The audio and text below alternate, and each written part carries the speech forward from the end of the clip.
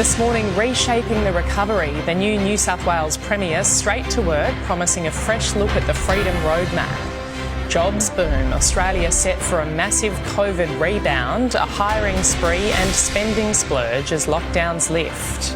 Victoria's darkest day, the state sets a grim national record as COVID cases explode, but the Premier promising restrictions will ease. And Facebook whistleblower testifies, explosive claims about the media giant come to light. This is 7 News with Jody Spears. Good morning. Fresh into power, the new leader of New South Wales has hit the ground running. Dominic Perrottet promising a new look at the state's freedom plan, open to easing restrictions early. The Premier will meet with health officials today, his first act after emerging victorious yesterday. A new era for New South Wales. Premier Perrottet sworn in at 39 years of age. I, Dominic Francis Perrottet, do swear that I'll perform the functions and duties of Premier of New South Wales. The state's youngest ever leader replacing Gladys Berejiklian. Winning the Liberal leadership ballot 39 votes to 5 over the only other contender, Rob Stokes. It's been an honour and absolute privilege to be elected as the parliamentary leader of the Liberal Party, Premier of New South Wales. But no sign of the leader he replaced. Can I say where Gladys is? I've been fortunate enough to serve alongside Gladys Berejiklian as her treasurer for 5 years. Dubbing himself the family premier with wife Helen, he is a father of 6. Devout Catholics, he is anti-abortion, anti-same-sex marriage. Focusing on how we can make life better for working families. I love diversity.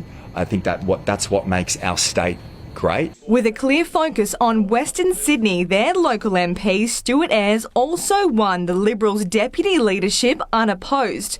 The message from voters simple. How are we going to deal with coming out of the lockdown? Well, I think a lot of us are quite uncertain. Perrottet committed to opening up the state. My focus is to ensure that from next week, as we head towards this roadmap, that we're able to get people back into work and businesses open. Ready to take on other premiers at National Cabinet. This is not a kumbaya session. This is about fighting for our state. Keely McDonough, 7 News. New South Wales is on the brink of hitting the 70% double-dose vaccination target. The state is currently sitting just shy of 68%, so that all-important milestone could happen any day now. Sports clubs, councils and stadiums will reclaim venues lent out as vaccination hubs as the state draws closer. The one at Kudos Bank Arena is set to close in coming weeks. Australia is on the verge of a major jobs boom with an economic surge predicted as COVID restrictions start to ease. Let's go live now to political reporter Taylor Aiken in Canberra. Good morning, Taylor. It's welcome news for those left jobless during the pandemic.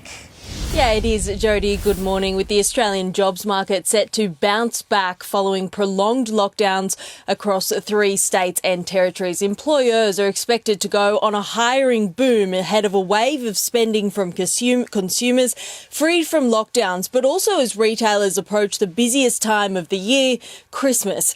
But with states preparing to open, there are fears some businesses will be left understaffed and underprepared, with demand surging for services such as hairdressers and tourism operators. New figures from job ad site Seek showing job ads in New South Wales had jumped 20% in the last month, with ads mostly in hospitality and retail. Ads in other states also rose slightly, except for in Victoria, which recorded a fall of 2.6%. But despite widespread predictions, the September quarter will see a fall in national GDP. The RBA remains confident as vaccination rates climb, the economy will bounce back strongly. Jody? OK, Taylor Aiken, thank you. Victoria's record-breaking lockdown will end within weeks, despite the state recording Australia's highest daily number of COVID cases, 1,763 new infections. Premier Daniel Andrews remains committed to opening up by the end of October. So we've just got to see this through. I don't believe we'll need to. At this stage, I've got no advice that we'd have to alter anything on the roadmap. A vaccine blitz for 27 Melbourne postcodes is underway to target lagging numbers in those areas. Queensland has escaped lockdown for 6 days in a row. 2 new cases were recorded in the Sunshine State yesterday, but authorities are concerned about low testing numbers. A new Chief Health Officer has been announced. Dr Crispin Hajkovic will replace Dr Jeanette Young in the role. Hillsong founder Brian Houston is formally denying allegations he covered up his father's alleged child sex abuse. The pastor is accused of failing to report the attack on a 7-year-old boy at the hands of his late father Frank in the 70s. Lawyers for Houston entered a not guilty plea on his behalf in a Sydney court yesterday. The case has been adjourned to November 23. Confronting new details have been revealed by Matilda's legend Lisa De Vanna about a toxic culture of abuse and bullying in women's football. The revelations include bombshell allegations of indecent assault, sexual harassment and grooming, with cover-ups reportedly extending over 20 years. Football Australia has promised to quickly investigate any complaints that are formally lodged. A quick check of sport now, and the Melbourne Storm have defended their handling of the infamous white powder video. A tearful Cameron Munster apologised after he was handed a 1-match suspension and a $30,000 fine for his involvement. He'll have to pay another $100,000 if he breaks strict behavioural rules, which include a 4-week stint in rehab and a 12-month alcohol ban. As some of you maybe have made known, I've had a difficult relationship with alcohol in the past. I thought I have dealt with this issue, but clearly I still have some hurdles to overcome. I know I've let a lot of people down, and I'll do whatever it takes to restore your faith in me. Teammates Brandon Smith and Chris Lewis were also fined and suspended. Checking the weather around the country now. Brisbane, sunny with a top of 27 degrees. Sydney, sunny and 24. Canberra, sunny also and 19. 22 degrees, mostly sunny in Melbourne. Hobart heading for 18 with late showers. Top of 22 in Adelaide with developing showers. Perth heading for 19, mostly sunny. And Darwin, a balmy 34 degrees and mostly sunny.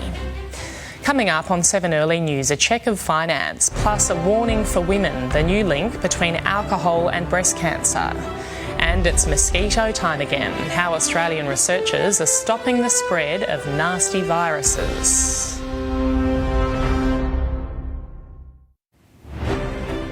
The stories we're following on Early News. The new leader of New South Wales, Dominic Perrottet, will meet with health officials today to discuss the Freedom Plan, open to easing restrictions early.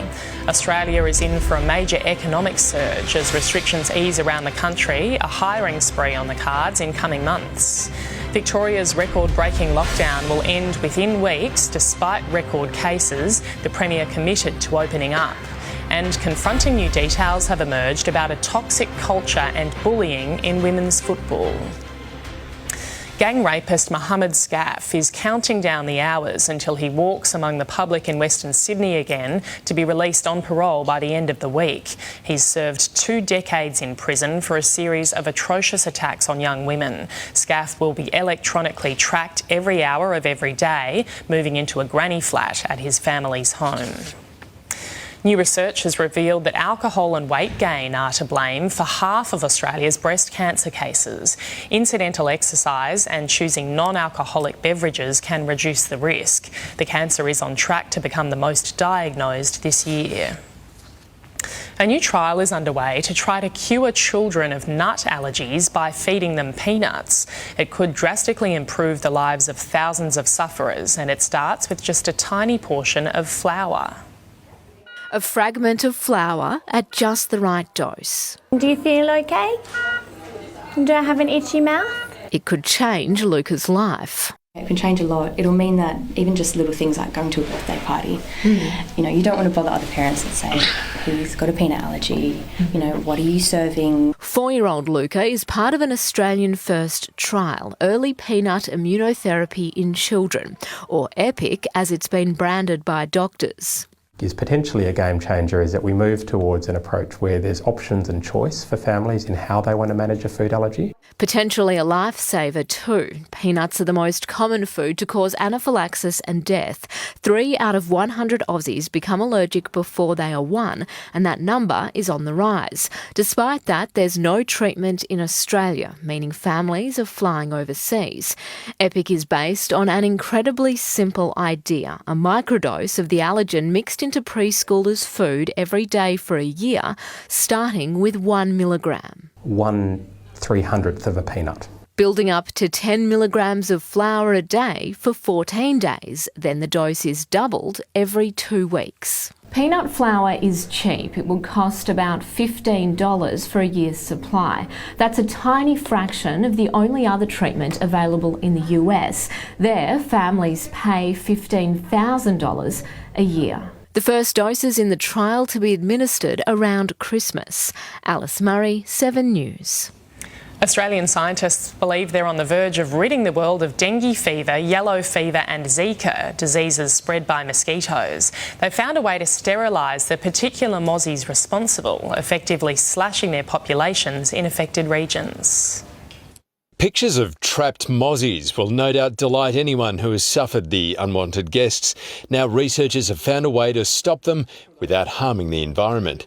They used a naturally occurring bacteria called Wolbachia that makes those that spread disease unable to reproduce, breeding thousands of infertile mozzies in the labs, then releasing them in selected areas using bug vans like this.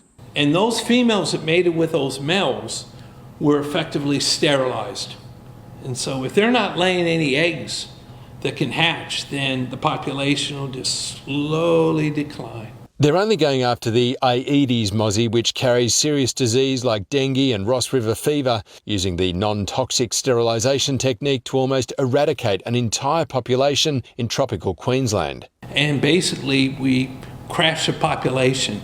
They've now launched a similar program in Newcastle, hoping to help uni students who've caught Ross River fever by suppressing but not wiping out the population. Once their work here in Newcastle wraps up, the team hope to take this technique Australia-wide and then to partner with other organisations around the world to tackle other diseases. It's the first in the Southern Hemisphere to suppress Aedes aegypti populations by greater than 80%. Evan Batten, 7 News. Checking finance now. The Dow Jones is trading higher this morning. The Nasdaq is also up. In London, the FTSE added and Germany's DAX gained. Closer to home, Japan's Nikkei closed lower. Hong Kong's Hang Seng rose. The All Ords closed lower, as did the ASX 200. On the commodities market, gold is trading at $1,760 an ounce. Oil, $79 a barrel. The Aussie dollar is buying 72.98 US cents, 81 Japanese yen and $1.04 New Zealand. Coming up on 7 Early News, blast off. Russian astronauts beat Tom Cruise to space. The new movie deal on the International Space Station. And Facebook under fire. A whistleblower testifies against the social media giant. We cross live to the US next.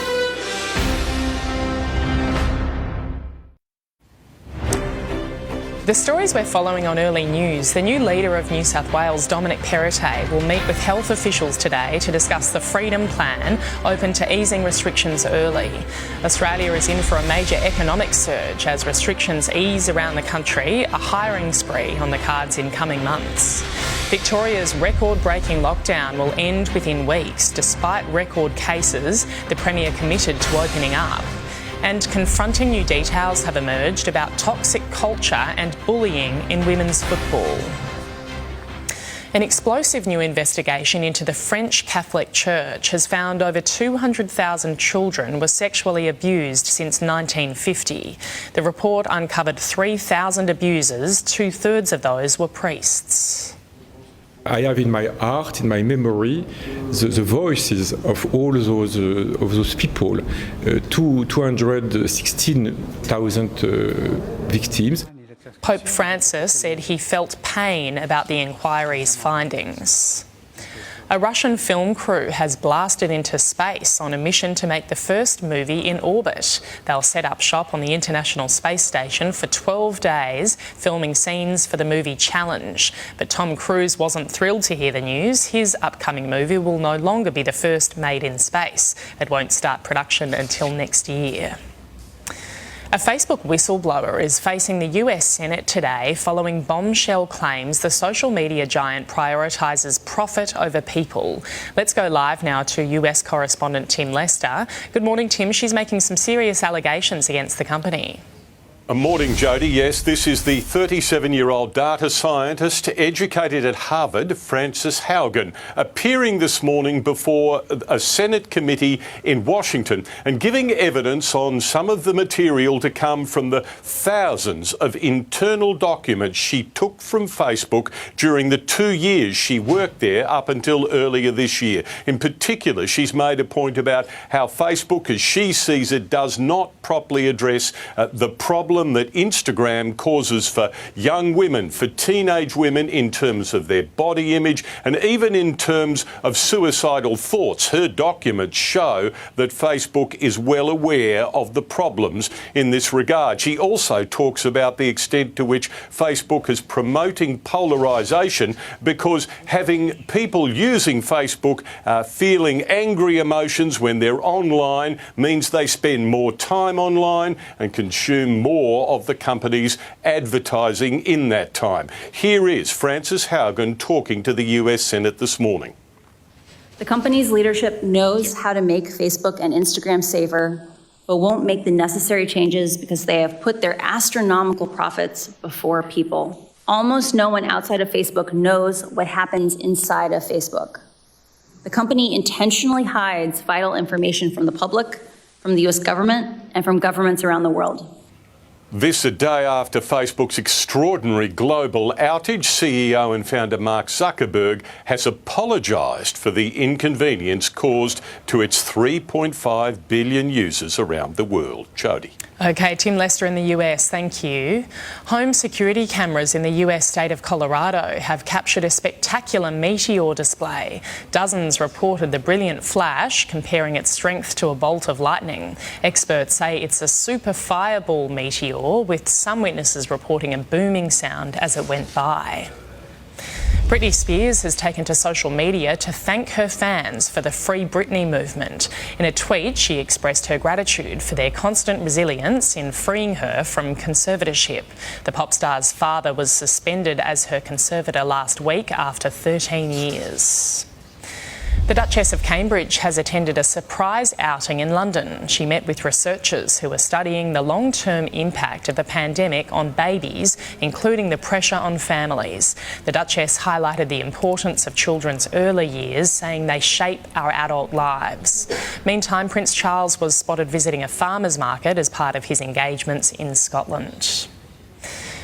The Melbourne Storm have doubled down over their handling of the infamous white powder videos. The Storm trio of Cameron Munster, Brandon Smith and Chris Lewis all apologised after being handed one-game bans and a combined $49,000 in fines. Munster will have to pay another $100,000 if he breaks strict behavioural rules, which include a 4-week stint in rehab and a 1-year alcohol ban.